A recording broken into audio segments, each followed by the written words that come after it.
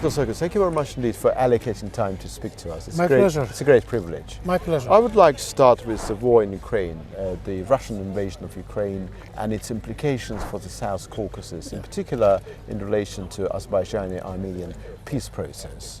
What is the major impact of what is happening in Ukraine now in relation to Azerbaijani-Armenian dynamics?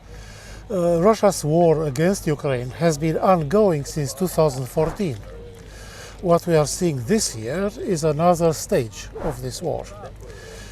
I don't see a direct impact of Russia's war in Ukraine upon the South Caucasus either since 2014 or during the current phase of that war. The impact is probably indirect. First, it has to do with the weakening of Russia. Even if Russia would win the war in Ukraine, which is entirely possible, even then Russia would emerge weakened from that war in terms of economic resources, in terms of military power, and in terms of international prestige and credibility. Russia would emerge diminished. This, of course, plays in favor of Azerbaijan. Azerbaijan is the only post-Soviet countries outside of the Baltic states that has achieved practically a miracle in that it has obtained the security protection, the security sponsorship of a NATO member country, Turkey. This is a unique achievement of Azerbaijan. Yes. Nobody else has achieved that. And I would argue that Turkish protection is more valuable than NATO protection for Azerbaijan. NATO would never have intervened in the Karabakh war. Turkey did that in its own name, not in the name of a multilateral institution, but in Turkey's own national name, based on the doctrine of one nation, two states. And this enabled Azerbaijan to win the war against Armenia. NATO would never have intervened. The main European powers in NATO would rather have sympathized with Armenia rather than Azerbaijan. So the balance of power in the South Caucasus between Russia and Turkey is affected by the war in Ukraine, is that Russia will emerge diminished. And correspondingly, Turkey's role would gain a greater leeway, a greater room for maneuver and for increasing Turkey's role. And also, I heard saying that when President Ilham Aliyev said after the Second Karabakh War that the question of status is over, that there's no question of territorial status for former Nagorno-Karabakh, that was a very courageous and very principled position.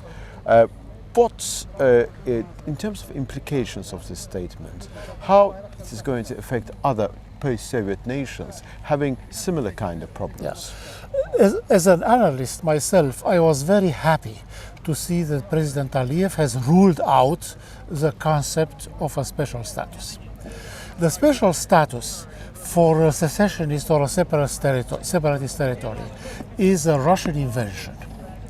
It was invented in the early 1990s, applied first of all to Transnistria in Moldova, and then later applied to Donetsk and Luhansk in Ukraine.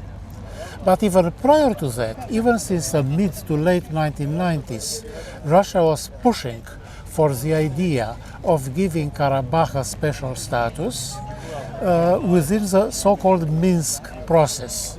The process of negotiations in which three countries, three great powers, were mediating a political solution to the Armenia-Azerbaijani war. This setup was called, for no real reason, but it was called the Minsk Group. But the Minsk group has no reality. The real mediators were the United States, Russia, and France did not act on the behalf of the European Union. France acted on its own behalf because France has a traditionally pro-Armenian position.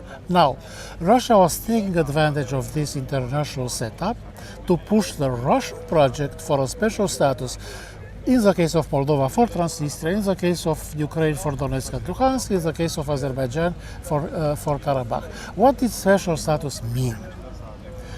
That was not a way to resolve the conflict. It was a way to keep the conflict permanently unresolved. Because the separatist territory would have received a so-called special status, accepted or approved by the great powers. The special status would have been vague, controversial, imprecisely formulated, would have been the product of bargaining, and because it would have been a product of bargaining, it would have tried to satisfy both sides. This would have created a lot of room for interpretation. And slight internalization as well, Yes. of the conflict. Yes, yes.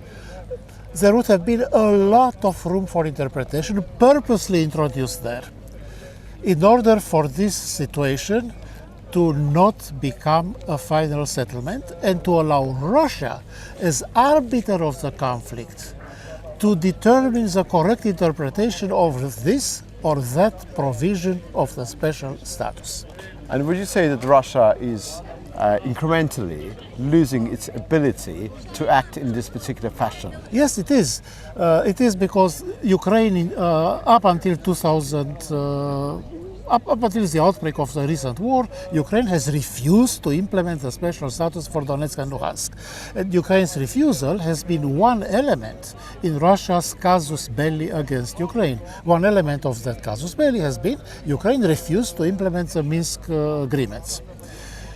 And as an analyst, I had 4 years, ever since 2014 when the Minsk agreements were signed, as an analyst I have been practically campaigning for Ukraine not to implement the special status. What has changed in Russia's policy? The change is the following. When Russia attacked Ukraine in February of this year, it recognized Donetsk and Luhansk as separate independent states taken out of Ukraine. The perfidy of the special status was that it left those areas nominally, theoretically, inside the legitimate state, be it Moldova, Ukraine or Azerbaijan, but only on paper. Because in reality, the territories with a special status would have enjoyed practically full sovereignty, with their armed forces, with their own courts, their own security services, their own taxes, their own independent relations with Russia. They would not have had international recognition, but they would have had everything else in terms of attributes of sovereignty. That was the great perfidy of the special status. In February 2022, this year, when Russia attacked Ukraine, it gave up the project of special status for Donetsk and Luhansk, recognized them as allegedly independent states, and took them out of Ukraine. So Russia itself killed the special status project in Donetsk and Luhansk. It's some brainchild. Yeah, by taking them out of Ukraine. Moldova never followed suit. Moldova is too weak and too incompetent to realize what was happening. But President Aliyev killed the special status even before Russia did so in the case of Donetsk and Luhansk. In 2020 November. Exactly.